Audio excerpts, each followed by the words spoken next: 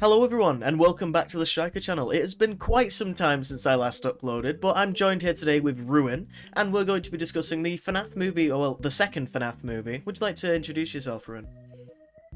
Hi, I'm Reewyn. I used to do a lot of FNAF stuff, now I do more Stranger Things stuff, but I still like FNAF stuff, and I'd still do some FNAF stuff. Yes. Ooh, like FNAF stuff with your opinions of the FNAF movie. Mine are more mixed, yours are more negative. So, we'll start with the heavy hitter. There's going to be a lot of spoilers for the FNAF movie in this video, so if you haven't watched it already, make sure to go and watch it and then come back. But, we'll talk about the story and, like, the plot of the movie pretty soon. I want to talk about the ending. Just whilst it's, like, still very fresh in my mind. The power of friendship prevails. Again, come on. We use this same trait. There was these girls in the cinema with me, and no, well, there was my friends, and there was the people sat in front of us, and they complained that someone kept shouting. It was because as soon as Foxy showed up and like hooked Toy Bonnie, I said, "Are we fucking serious?" Because I liked the idea of Mike going to cry about the power of friendship not working and begging for help, and I would have preferred it if it didn't work. I think it could have easily worked if it felt earned, but it didn't feel earned.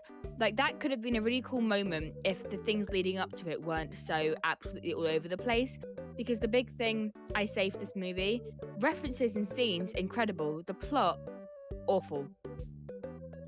See, Awful. I think the plot was okay. It was a bit hit and miss. I think reasonably, if they go the direction I'm thinking they're gonna go, the plot might work. I think we just need more time. We need more. We need them to settle a lot of things in the third movie. Firstly, Michael Afton appears. He shows up. I was under the impression that was going to be Jeremy Fitzgerald. I was pleasantly surprised, but I walked out of the cinema saying this. Mike Schmidt is a fucking fraud. What is he? He's got no. What does he do? He's just useless. He's just there. Yeah. Biggest fraud ever. That's the kind of thing, like, people are justifying it saying, oh, there's two mics now, they balance each other out. I'm sorry, but Michael Afton cannot recover from the frigging Disney villain, half the town will be dead by morning. That was... Yeah, but like, come on. Like, Michael Afton, I can see, because in the games, canonically, he was like pretty heavily manipulated by William, and he was like, that's what drew him to Sister Location, and then he gets scooped, and then he starts going against William, but now he's just here, and he's just like a cartoony villain. I mean, it's a bit stupid. I liked the idea of Michael Afton coming in, but then I also went into the FNAF 2 movie thinking... Oh, my camera just froze. I went into the FNAF 2 movie thinking Mike Schmidt, the one, the main one, Josh Hutcherson, Mr. Whistleman. I thought he was going to be Henry's kid, and then they introduced Henry, and he had about 5 lines in the movie. And then they hyped up like MatPat is Toy Bonnie, guys. Toy Bonnie didn't sound like MatPat at all, and I think he said about 2 things in the movie. He is a good voice actor. I was expecting it because MatPat is a theatre kid, but also giving him very few lines was more a bit. Like, they hyped him up so much, and I feel like we were missing on the YouTuber references in this one. Like, in the first one, they were quite integrated. I did find it quite funny that Corey came back. He hasn't uploaded in about 15 years, but he's in the FNAF movie. He comes back for FNAF. I'm also still a little bit upset we haven't had Markiplier yet. But to be, he did try. He did From try. what I understand, he did try, but he just didn't. It was because he was filming Iron Lung, I'm pretty sure. But yes. I'd be quite excited if we get maybe Markiplier in the third movie, because I feel like when the direction they were going, I thought we were going to get a cliffhanger at the ending. I thought Michael Afton was going to win. Roll credits. He was going to win. But then I feel like they set the puppet up as this villain, and I feel like they should have fully committed to it. They should have went the whole way on, not done it. Because they did the puppet as this big villain, and then at the end, they sort of just send the puppet away and she just disappears. Like, she possesses Abby, she's defeated in about 15 seconds, and then leaves. Michael Afton shows up, is now the mastermind of the whole thing, and the puppet is like, what realistically was she doing if Michael is in control? Like, If I'm honest, Michael and Puppet are my favorite characters in the FNAF series, like overall. They like, especially Puppet is the one that I've loved since the moment I've seen her. So to see them get butchered so severely, like especially not even seeing the Puppet herself, it was just people doing body horror possessed by Puppet. That doesn't sit right with me. I didn't like that. I didn't like that. I liked the idea of like the puppet being able to possess these people and making them take on the traits of the puppet, but like it doesn't make sense. She's an animatronic. It doesn't. Yeah. It's a cool thing.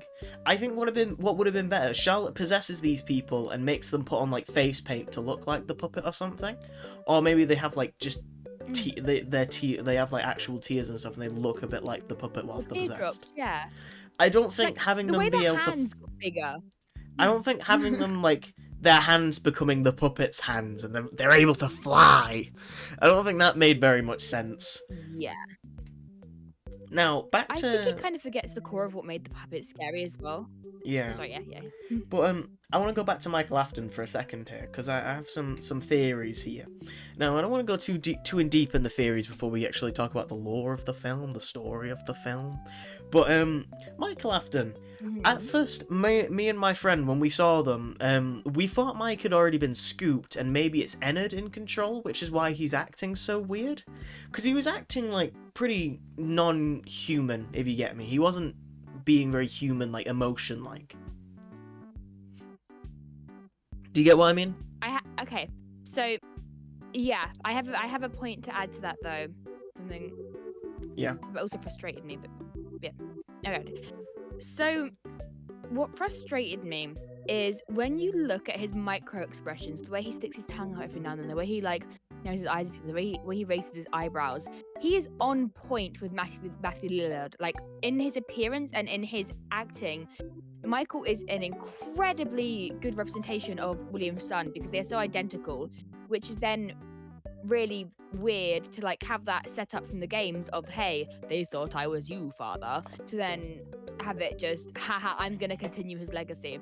Like I think redemption is gonna get kind of hard here because the original point of Michael was that he made a stupid mistake as a kid and he spent his whole life repenting to it, to now I'm gonna kill half the town to carry on my dad's legacy, even though that's not what his dad wanted. So yeah, I think they've gone like up on like Michael or whatever. I think in the games, I've always been the thing, like, I don't think Michael was a great guy until after Sister Location. Like, he gets scooped, and then he starts going against his father, because at first he's on point with his father, they share a brainwave, William has got some sort of hold over Michael and has manipulated him, and he's basically William's lapdog, and then he goes into Sister Location, and he gets ice creamed. He gets scooped up a bit, and then he starts going against William, and that's when he goes to FNAF 1, 2, 3, it goes on from there. That's what I kind of feel like is going to happen here. I feel like William's, like, very deeply affected Michael. I also kind of thought it was weird that he just wasn't mentioned in the first film. I also feel like, is Vanessa, like, a replacement for Elizabeth in the timeline? That's what I came out of the film thinking this. Has Vanessa been swapped out for an Afton kid? Or is she just there? I think she is Elizabeth, because it's something special. I don't know if you noticed this because it was like half a second. But if you look in the Afton house, there's a family photo and there's 5 of them there. So Elizabeth, I think, is meant to be Vanessa. Michael is there. So Crying Child is just the one we're missing now. So yeah, I don't know how that adds into your theory, but I feel like, especially with Vanessa, it feels like the ending was really rushed, and they needed a way, like, we've got a shortened runtime, we need to find a way to wrap up all this cool stuff we were doing, like, they were doing so well. They needed a way to wrap up all of this stuff, and then put a nice little bow on it, and then go into the third film. And then now it feels like, because the ending feels like what should have been about 30 minutes worth of movie was crammed into about 10. Like, we get Michael Afton shows up, Law drops his past with Vanessa a little bit, says he cleans up all of her messes, directly quotes William is clearly very manipulated. Then we get, well, the puppet's defeated, Michael is now the big mastermind. What else happened? Oh, the camera's just frozen and very not flattering picture of my face. So then, Michael's now the mastermind.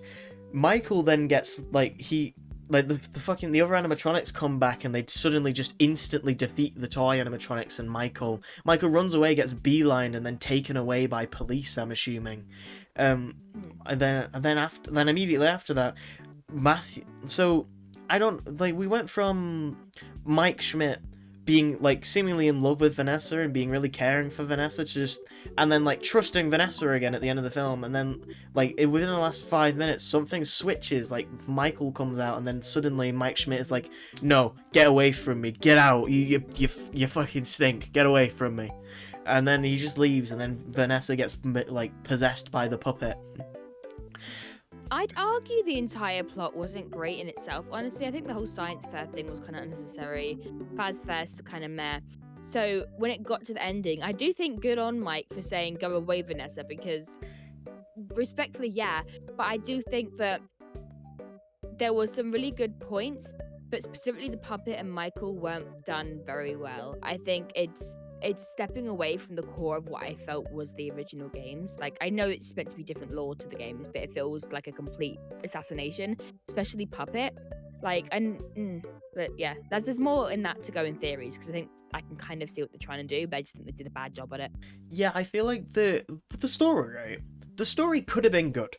The story, like, I was enjoying what they were doing. I was loving all, like, the little references, like Shadow Bonnie appearing and stuff like that. That's the first time they've mentioned the Shadow animatronics in about 9 years. I don't think they've been mentioned since FNAF 3. If I'm remembering correctly. Yeah. Then obviously I want to point out though, I've got it on my notes here on my lovely little Google Doc that I made. The animatronic designs in this film are actually on point. They were fantastic. And also, I shouted, "It be the night guard," when Foxy walked up and looked at... I kid you not, Foxy walks up to Michael, he puts up the mask, and I shout, "It be the night guard," and then it failed. And I was like, I love like all the little references and stuff like that. I want to know if you caught one, actually. There's one I don't know if you caught. When Mike is in the office, he says, "What kind of idiot builds this without doors?" He was directly quoting Markiplier from the start of his FNAF 2 thing. I know that because I've seen that many times. It was a direct quote of what idiot kind of builds this without doors. That was really funny. I didn't clock that, but I did comment. Yeah. I did agree with Mike because you know the FNAF 2 restaurant doesn't canonically have a fucking kitchen. Where's the pizza coming from? I've stated this in like the 14 times I've built FNAF 2 in Minecraft. Where's the kitchen? Where is it? They're getting it the next doors. You know that whole conspiracy. Heat it up, bring it over. No, but if FNAF 2 is juniors like it is in the Midnight Motorist minigames, or like inferred to be, it's in the middle of a forest. Where are they getting the pizza from? There's no kitchen. They're in a forest. There's no neighbors. But yeah, the animatronic design, I really liked the pizzeria design for the FNAF 2 movie though. The pizzeria looks great. The animatronics look like the FNAF 1, the first movie's animatronics, they looked great, but obviously I could point out some key differences. Like, they didn't look as unsettling, if you get me. Yeah. Like, specifically Bonnie. Bonnie was one of the more unsettling ones in the games for me, anyway. I know it is for a lot of my friends as well. But Bonnie in the movie is just these, have you seen the meme where he's moving his hands in the air and then it's the caption of Bonnie, how big was the gap? I could just think of that whenever Bonnie was on screen now. I can't rewatch the first FNAF film anymore. Oh my gosh. But no, I think the classic animatronics, right? I like the idea that they came back to help, but it was so confusing because it was presented in the first part of the movie that, oh, the souls have moved to the toy animatronics now, and then they just dropped that midway through. Oh wait, I don't think that's what they were. I think it wasn't that the souls were in the toy animatronics. They were pretending the souls were in the toy animatronics so they could bait Cassie. Not Cassie. God, wrong game. Oh, Abby. God, wrong lore. Was they were lying and they were pretending to be Abby so they could bait. No, they were pretending to be the original animatronics to bait Abby. That is the one. Yeah, it's just the lore is like like the FNAF lore, as much as the people who do theories, and I know I'm friends with a lot of them, and I know I love them all to bits, they do over convolute the lore at times, and I think if you take a step back, the FNAF lore is like pretty simple. It's pretty cut and dry. Like it's for the most part, until you get to like Security Breach, for all of the lore from like the Secret the Mimic part of the lore up until William going to Purgatory, it's pretty cut and dry. It's like pretty simple and easy to follow if you take a step back. Obviously the Security Breach part and Reewyn and all that is a lot more confusing and hard to follow. But for the most part, it's pretty easy. I think the FNAF movie, they're doing a similar thing to what Hello Neighbor did. I think they're purposely convoluting it to like drive more theories. I think that's what I think they're like they're over stuffing with a lot of the story, because the FNAF movies, they make sense to a point, and then there's some bits that are like, is that not going against something you established 15 minutes ago? Is that not going against something you established 20 minutes ago? The puppet can do that? And then also Sorry, yeah. Go on. See, I would kind of disagree with your stance on the law, purely because what happened with the old games. Well, I just think I know from doing the Fazlor podcast is for each game the lore changed, and it changed into something entirely different until they decided in FNAF 6, right, this is the lore. But then in the last few years, they've been changing quite a few things, like especially the one that will forever be my Roman Empire is how Michael is probably the protagonist of FNAF 4 now. Like, it was straight cut once upon a time, but it's not anymore. And because they've changed things to try and fit with stuff in the future, like pre-existing things. So I think that's almost what could be going on here. It's just I need to make my own FNAF lore video. I need to make my own FNAF timeline. That script has been written for me for about 2 years, and I don't think it's ever going to get made, because the concept of... I've seen how toxically people can react to FNAF lore and theories, and I'm too scared. I'm terrified. Dude, I'm a bio YouTuber. I get hate all the time. Do it anyway. No, I've seen like the comments that Reewyn gets. I'm actually terrified. Because I feel like I'd be overtly negative and like go against a lot of people's theories.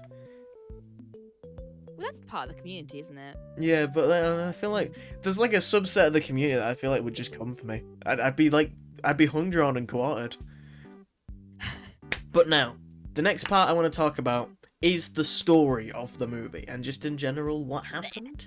So I think the story is okay. I think it flows okay. I feel like a longer runtime it would have been better, because I feel like they overemphasize the science fair plot too much.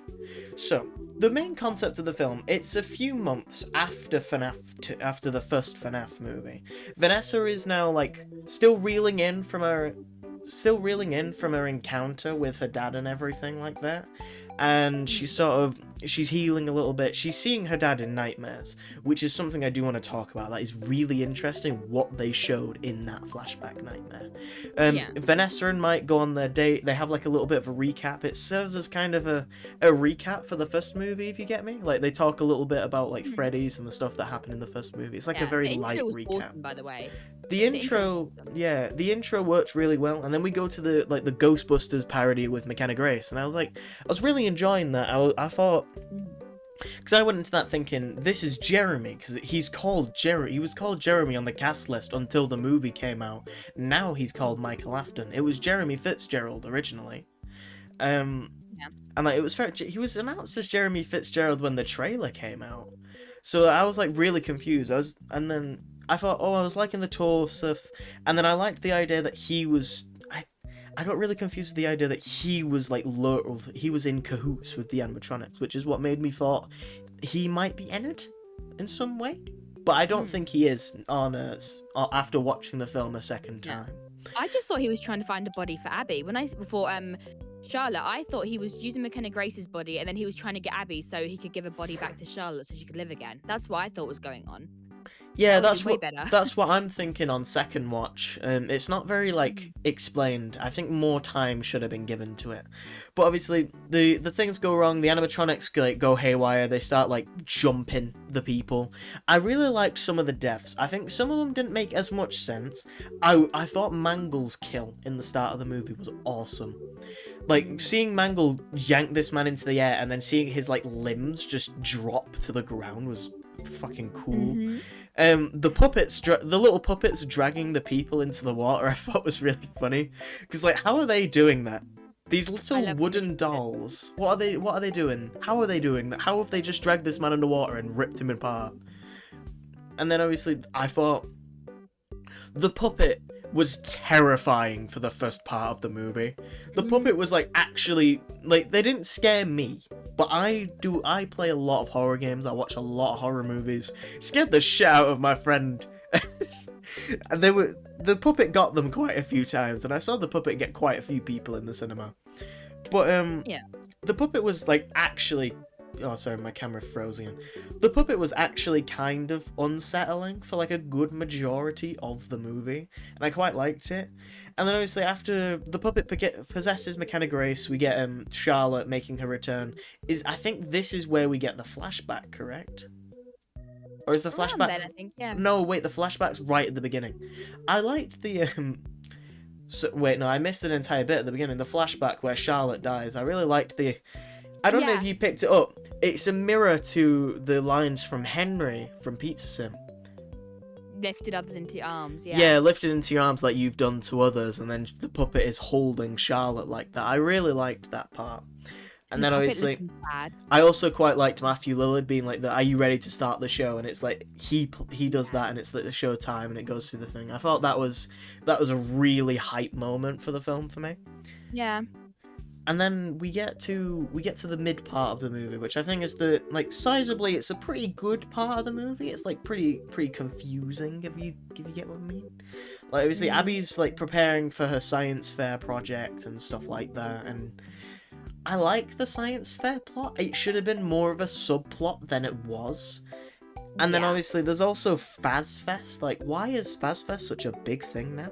When I don't think it was established enough of why like Freddy Fazbear has become such a big thing now, and why like FazFest Aunt is so Jane popular. and Michael Afton was a bit of a weird, like putting Aunt Jane's name in about it as well. I was like, I couldn't even throughout the movie. I forgot who Aunt Jane was. She was the one who was trying to take Abby, wasn't she? Through in the first film.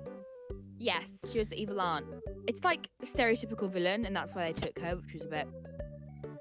Yeah, but like it doesn't. It confused me because she just wasn't in the film at all. She was name dropped, but she wasn't actually in it. She was just gone. And that it kind of annoyed me because I was like kind of somewhat excited to see some of the characters return, and we didn't really get many of them coming back. And then so we see the date with Mike and Vanessa, and then Vanessa goes to her, I'm just gonna say Pilates, I don't know what it's called, they call it like a spin class, I don't know what it is. Spin class, yeah. I don't know what that is, but Vanessa like has her bit of a existential crisis. She goes home, and then we see her put on the TV to help her sleep.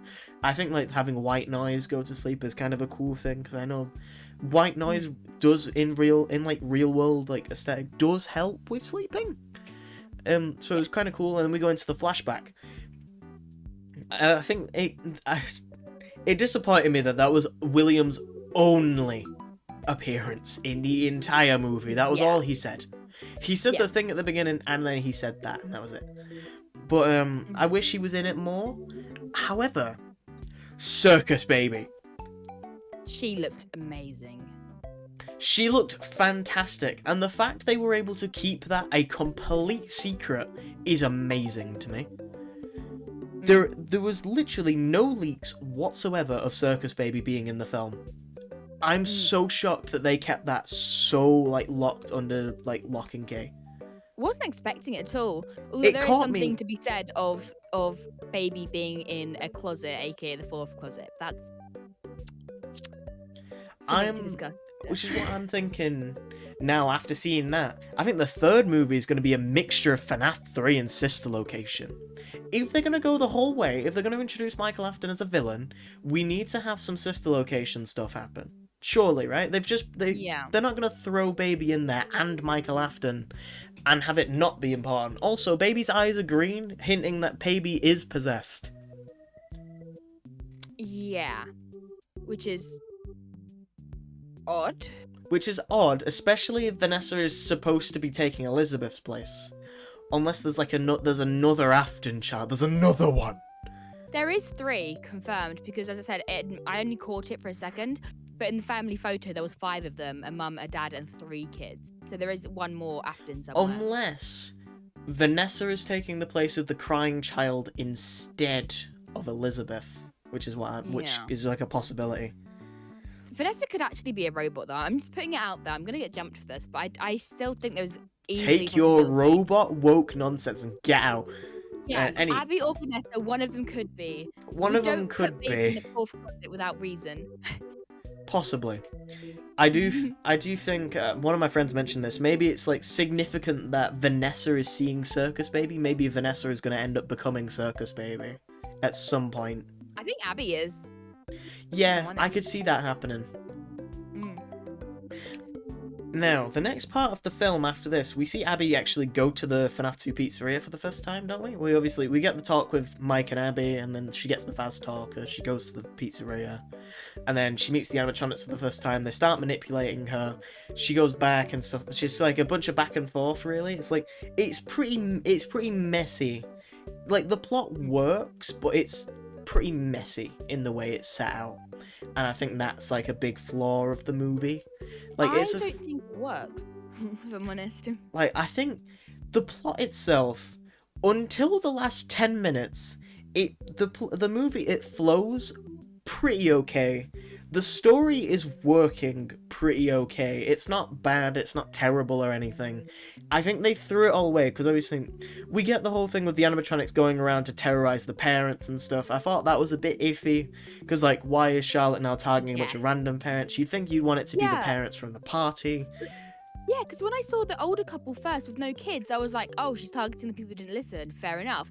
But then she goes after a random mother. I was like, wait, this isn't very Charlie or Vengeful Spirit. What? Yeah, because I thought maybe if she's going after the parents from the thing, maybe it's like makes sense, but then she's not going after those parents. And then also, so like the science fair thing, I liked the plot. It should have been a subplot. It should not have had that much reign over the story as it does. No. It's too present. For such like a means to an end. Yeah, for such like it feels like a way to give Choi Chica something to do. And then also, I feel like the rest of the toys was really underused. Yeah, and I don't know why they had Abby having a special connection with Chica when, if anything, in the first movie, it was with Freddy she had the closest bond, not Chica. That was... Freddy, you're supposed to be on lockdown. But I don't know if that's because they wanted to use Megan Fox more or something, but that was a really odd choice. Yeah, but like, they went out of the way to get the main Freddy actor from the games. And I can't even remember what he said. I think he said like one line. He's like, I gotta go rip the heads off some naughty kids or whatever like that. Something fucking stupid. Like, there was so much potential, and they let it slip in like so many little things that it becomes a problem. Yeah. But anyway, skipping forward again in the plot, we see, I think the next part is Mike goes to FNAF 2, obviously has to deal with the withered animatronics, who are terrifying, by the way. Why do they only have 8 minutes of screen time? They're there for like 8 minutes maximum. I think the office scene was the biggest core of the original FNAF game. Having Shadow Bonnie, the Markiplier line, the initial things in the game where you put the mask on and stuff, that felt good. That was the only segment where I felt like it was really, really true to the games. And the only part I would say is really, not the only part I would say was really good, but the only part in the later half of the movie that felt actually consistent. Yeah, I quite liked all the stuff with the wizards. Like, I like their design, and I like the fact that they were kind of there, and there was obviously references to them having like a criminal database detection thing. Yeah. But I think they were dealt with far too quickly and far too easily. And then we skip forward. Mike just disables the link for all of the animatronics. Like, if they could have done that, why did they send Vanessa out to go and look for them? Why didn't they just do that to begin with? If they knew they could do it, if they could just disable them all immediately. Yeah, like it would make more sense for Vanessa to stay there and do it, because also she obviously knew what she was doing if she knew what the code was. Like, she could have made everything a lot easier by just turning them off. Like, and there's also the part of shit, what was I gonna say? Mike could have just, oh yeah, in the room, the withered animatronics are like right in front of Mike, right? They're about to jump at him, and there's just like no fear to it. He just plays it off. He doesn't care. Fuck, like, brother, Foxy is across the desk from you. He's about to hook you. With the Chica is next to you.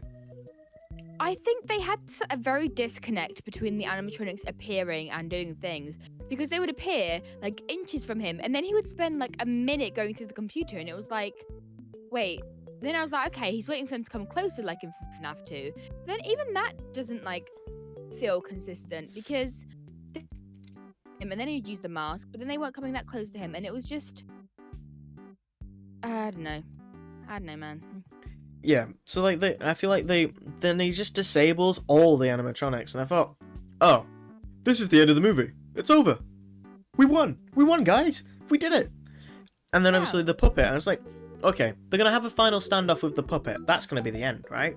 Puppet coming out of Chica was cool as hell. I will say that was awesome. The moment I realized as she was about to jump out, I was like, oh, lefty.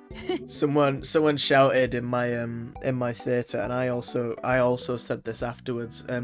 Someone shouted that Chica was pregnant when the puppet jumped out. It was so funny. Because like it is true. They made, like, if we're being real, the most sexualized FNAF animatronic possibly ever be the one for the puppet to burst out of the chest of. Surely they chose Choi Chica to be the main one for a reason, right? They're catering to a certain branch of the FNAF fan base. Because, like, surely it would make more sense for Freddy, the big fat one, for the puppet to come out of him, not Chica. I didn't like how much focus was on Chica, because Chica was never the one that was portrayed in the first movie to be closest to Abby. So why is Chica suddenly the one that was portrayed as closest to Abby now? I do like the fact that this is probably the most representation Chica's gotten in any FNAF project ever. And also, this is like the only canon time where Toy Foxy has actually appeared in an official FNAF piece of media, other than like merch. That was cool to see. That was really. And you know what? She wasn't even in the movie. She was in the intro. That was it. That's all she's ever had. R.I.P. Toy Foxy. R.I.P. Toy Foxy. But now we move into the final bit of the movie. Mike goes back home. Vanessa goes to Mike's house. And then they have to deal with obviously the puppet. Mike uses the puppet, the music box that Henry brought to him. I quite like that. I also got it pointed out to me that apparently... And then he turned it off. And then he turned it off, and I literally said in the film, I was like, why are you turning it off? You stupid man! You stupid Hey, calm her down. Okay, let her go then. Let her go. Like, brother, you had to turn it off. All you had to do was leave it open. You had to do nothing else from that point, and then you turn... Yeah, but, so they deal with the puppet, and then Michael Afton shows up. He's just there. Why is he there? Disney villain, No, but like, the only thing I can think of is that Michael has been manipulating the puppet in some way to get what he wants. And that's the only reason he's like that, but that doesn't make sense if Michael was about to get shambles by the puppet in the first part of the movie. I will hate if they're now having Michael manipulating the puppet. They're being done so dirty, their characters, in my opinion. Like, I feel like their core of their characters has been completely chucked out the window. Like, so if that is what is happening, that Michael is now manipulating the puppet, I would not be a happy bunny. Yeah, no, that is fair enough. But and then I was liking the idea that Michael was being presented as a villain at the end, and I thought, oh, are we gonna get a cliffhanger? Is it gonna end here, and it's gonna be a cliffhanger of Michael coming in saying he's gonna decimate some stuff. The toy animatronics are all here. They're surrounded. This is the perfect means for cliffhanger. Ooh, they won. We lost. And then no. And then the classic animatronics just fucking appear. And this is where, like, I was enjoying it. I was liking the twists. I was liking where things were going. And then the classic animatronics appear. And this is where they lost me. Like, why? First of all, if you're going to bring back the classic animatronics from the first movie, when it's been established that they're missing, Mike hasn't been able to find them, Abby's not found them, Vanessa's not found them, they're missing in this fucking destroyed restaurant that is collapsed. Why are they undamaged? Yeah. So Why are they clean? Like Michael, no, sorry, not Michael. Mike said they said in the movie, I'm Michael, not Mike. Mike very clearly said they've been torn apart. So, unless they were like hiding in that secret room with William, that's the only thing I could think of was going on. But yeah. Yeah, and then this is where I think that things get really rushed. So they destroy the toy animatronics in about 5 seconds, right? We don't. If we were gonna do this, if they were gonna do this like Disney tier ending, at least make the toys and the Withers fight each other for the love of God. Please, just make them at least fight. Make them do something. Don't let the toys get, like, decimated in seconds. And then after that, they defeat Michael, because they've got 4 animatronics, and they've just, like, destroyed his plastic, like, gooning machines, and then he gets like, taken by the other guy. Who is that guy? Was he in the first movie? I can't even remember. He wasn't there for long. He was, Mike's fellow security guard friend. Right, okay. I was gonna say, I thought I recognised him, but I couldn't remember where from for the life of me throughout the entire movie. But, it just felt really rushed, and then Golden Freddy's child just appears. And it's like, so that's, like, confirmed. We're not seeing Golden Freddy again. He's gone. We're not seeing him again, are we? Yeah, which is like... Like, he was there Golden Freddy is like this mysterious character. He showed up for about 5 minutes in the movie, isn't mentioned once in this movie. No backstory to what happened with Golden Freddy is established. Is he a robot? Is he a ghost? Is he a hallucination? What is he? Where did he come from? He just appears in movie 1. Lack of clarification on a lot of things. He just appears in the first movie, and then the kid comes back in the second movie. It's like, you weren't even established to actually be the Golden Freddy kid, I don't think. Oh wait, no, he was in the ending. He was shown like next to William whilst he's being lock-springed. Yeah, he was. But then the kid shows up, he's like having this big full circle moment, like, where was this earned? You weren't even in the movie! Get out! It feels like they had some great scenes, tied it together with a really cheap, not great, weak string, and the string isn't strong enough to hold up the heavy scenes they wanted. They had some great concepts, but they were executed so terribly, and in doing so, I personally think they have butchered the puppet and Michael, especially taking away what makes the puppet scary in the first place, is that she is a puppet, and she is creepy because you don't see her move. Like, the scariest FNAF 2 evidence. No, sorry, the scariest FNAF 2 image is the one where Puppet's just out of her box staring at you in the camera, that rare image. So to take that away just felt not good at all. Yeah, like, the ending itself, I don't like that it was a good ending. I think the way they were going, they should have just let it be a bad ending. They should have let it be the villains win. They should have let the enemies win, and then you have to deal with the repercussions of that in the third movie. I feel like that would have been so much better. Like, the way they were going, it was good. They were doing okay. They were doing better than the first movie. And then we hit the last 10 minutes, and it feels like they were rushing. I feel like if they had another, like, 30 minutes of runtime, they could have probably made that ending work. But it's because they did all of this stuff in, like, 10 seconds. And then it's just really rushed. And it's, like, soured the ending for me a little bit.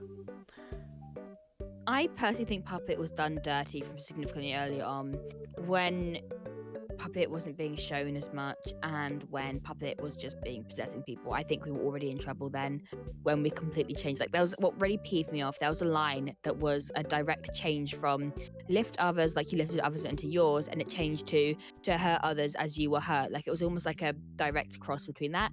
And when I heard that line, I knew it was over, because I was like, You see, here, I think, for some ungodly reason, so we've got Golden Freddy. Golden Freddy is the vengeful spirit, the one you should not have killed. He's in the first movie, he's tormenting William. Great, it's happening, right? I feel like they've given the vengeful... Now that Golden Freddy is gone, they've just written him out. They've given the vengeful spirit role to the puppet. yeah. But That's what it... doesn't even make sense. It's just, That's what it feels like, because I do get the idea of, oh, they've just like all completely ignored me, but the whole point of Charlotte's death, the whole crux of her death, is she was alone. She wasn't doing it to save someone. She was alone.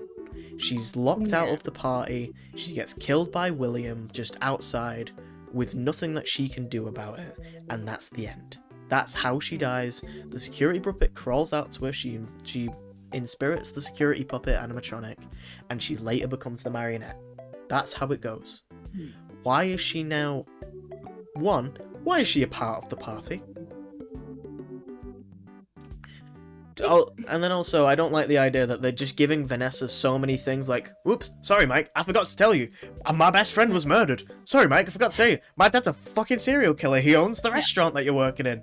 Sorry Mike. I don't mind the way they killed her, because the way Charlie died was really powerful. But what annoys me, I think this is the best way to describe it, they've taken what they believe is the core of it, like, oh, Michael following his father's footsteps, throwing that at the window. They've taken, oh, the puppet being angry that she was killed.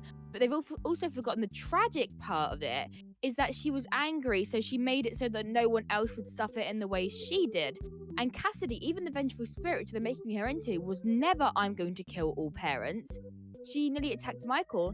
And like, what I said should have been done is, because Michael and William do look so identical, we could have easily had the plot line be the animatronics are out hunting for Michael, and have that be the plot line. But to take the very, very like basic aspects of the character, swap them round on who they are, and forget about the core of what makes them so special and so tragic, like forgetting that FNAF primarily is a tragedy before it was a horror, in my opinion, just really threw me off, and it really pisses me off, if I'm honest.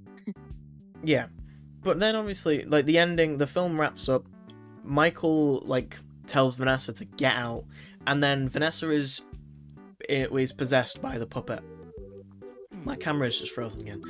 Vanessa is then possessed by the puppet. I think, cool concept. Please, kill off Vanessa. Please, kill someone off. For the love of God, kill off one of the main cast members. Yeah. What is confusing me is that when McKenna Grace's character was possessed, she was dead. But when Abby was possessed, she just felt sick, so... I think the justification for that is because I feel like McKenna Grace was possessed for a few days. Abby was only possessed for like a few minutes. So that part I don't have too much of an issue with. But please, for the love of God, in the third movie, someone should have died in this movie. Someone should have. In the third movie, for the love of God, kill somebody off. Please. Abby, she's gonna die to Circus Baby. Just you frigging watch. Why would they, in the first one, have the animatronics try and put her in a suit that looked like a baby? Yeah, like, I feel like either Abby or Vanessa has to die. Someone please die. Make Mike not a fraud. Make him actually do something.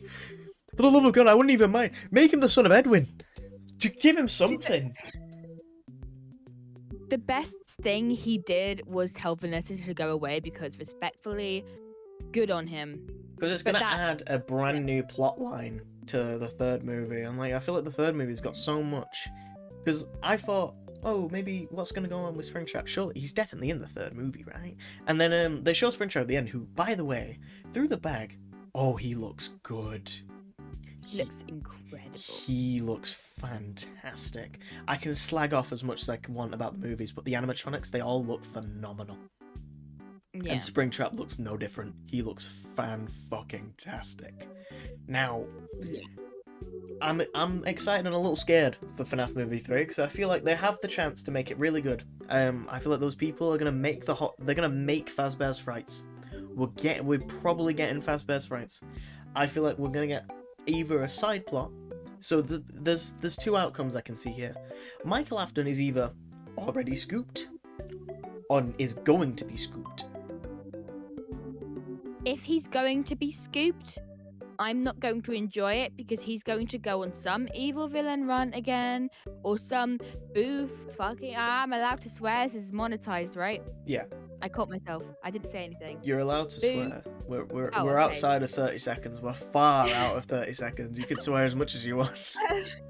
Yeah, boo fucking who, my father abused me, oh no, and then he gets scooped.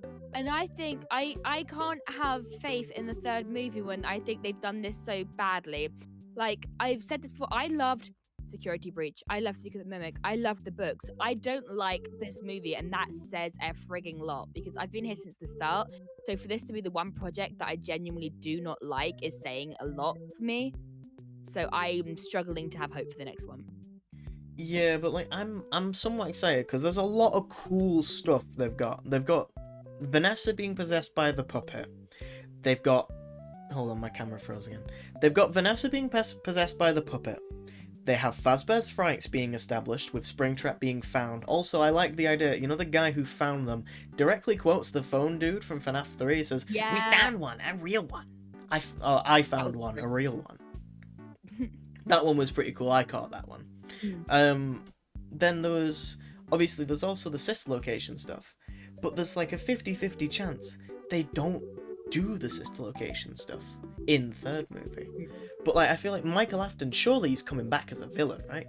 Surely I feel like he's either going to be a villain or an anti-hero. He's like sort of working for his own things, but he's also quite bad.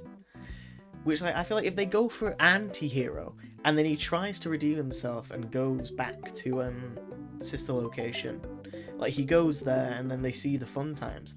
Personally, I'm really hoping it is sister location. My favourite character is Funtime Foxy, and for the love of God, I want to see Funtime Foxy. I saw Circus Baby, she looks fantastic. I want to see the rest of the fun times. Don't be too optimistic, because I was desperate to see Puppet and I thought everything would be great if I watched the Puppet if I saw the Puppet regardless. No.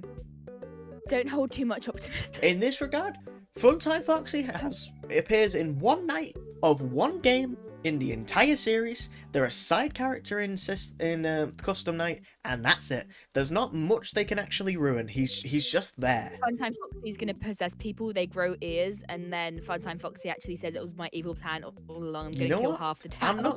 I wouldn't care. They're gonna give my favourite character more things to do. I'm happy with this. I would be perfectly happy with that. This isn't me telling Blumhouse to do that, but please, give Funtime Foxy some screen time. Give Lolbit some screen time. You could very easily do a bit like you did with Shadow Bonnie with Lolbit if you do sister location. But I feel like FNAF 3 surely has to be like 2.5 hours long. Surely. They've set up so much stuff, it has to be a longer movie. It can't just be an hour 45 again. You have faith in them. No, but come on. They've made so much money off FNAF 1 and 2. They clearly have the budget to do these things. People have been complaining that the pacing is off. And then people are enjoying things but thinking it's too rushed. Surely the most logical idea is, let's increase the runtime of the movie. Insane, am I right? Let's increase the runtime. We'll see. We'll see. We'll see, and if Funtime Foxy isn't in the FNAF 3 movie, James Blumhouse, I'm coming for you. Get him. I think you mean Jason Blumhouse. Jason Blumhouse. I don't know where I got James from. Jason Blum, I'm coming for you. You're gonna build Funtime Foxy. Now, but though, Circus Baby looked fantastic. I really wish we got to see a little bit more of her, like a better look, because they've clearly built that whole animatronic, and surely those suits are not cheap. They can't be cheap, especially not one as complicated as Circus Baby. And as for them to only use it for one, like, under angle shot where you can't even see the full animatronic. Surely she's a fully complete thing. We haven't even seen her in behind the scenes stuff. Mm. We have seen her full body in the thing. It was like an angle from the side, but you did see her entire Yeah, body. it was. It's like it's a dark room from a low angle, so you can't see all the details. Yeah. So I'm excited. I wish we got to see a little bit more, like maybe her moving. I want to see like how they do the face plates and stuff. Oh yes. Yeah. So I think I do like the idea. I've seen it proposed a lot. A sister location series, not a movie, a series. I like that idea. I like.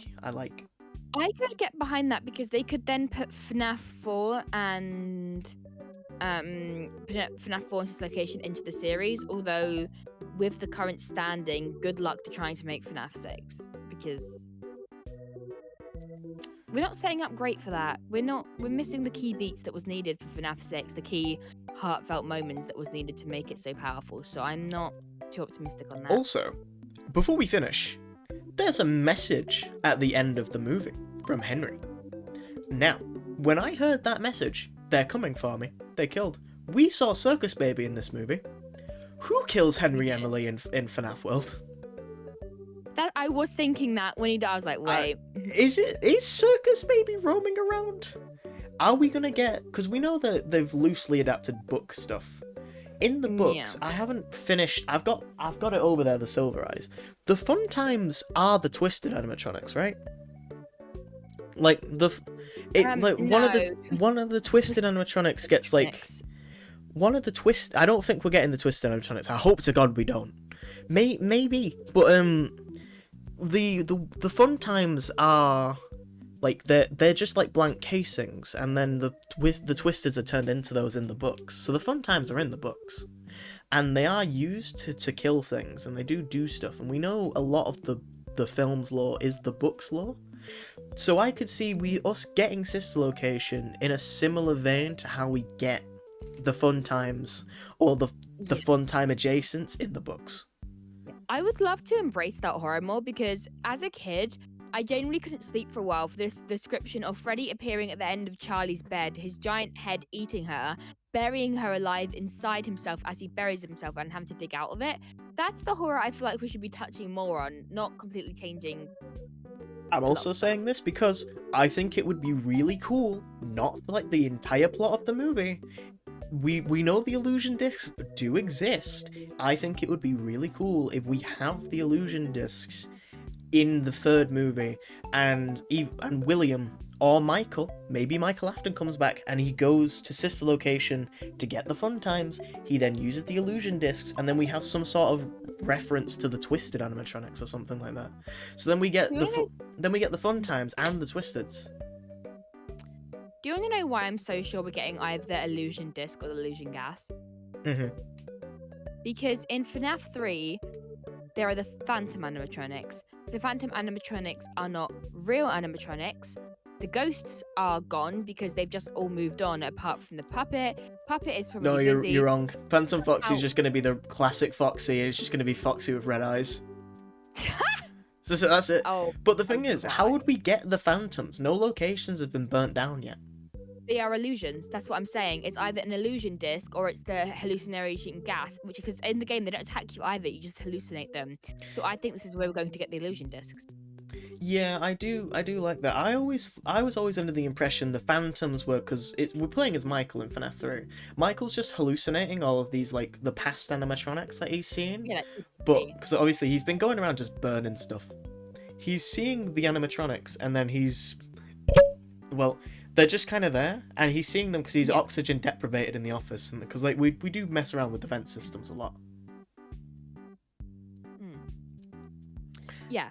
But I do really think we probably are in the realms to get illusion discs, and I think if Michael gets free from whether he's been like with the police or something, he's definitely getting free in the third movie. There's no way they're keeping him locked up. By the way, he was knocked out and then just left outside. He's booked it. Like the police weren't I realised he's probably gone away, realised, oh, the toys are gone.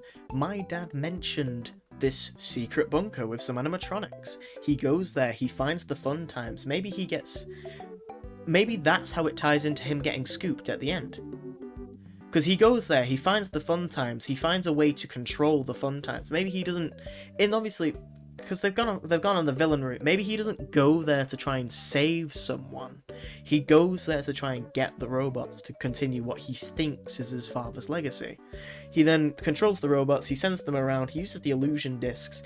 The illusion discs. I like the idea because obviously, the books, film lore, book lore, they're closer entwined than film lore and game lore are, or at least they were at one point.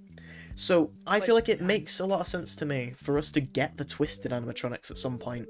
I feel like I personally do not think we are going to get the nightmare animatronics in the movies.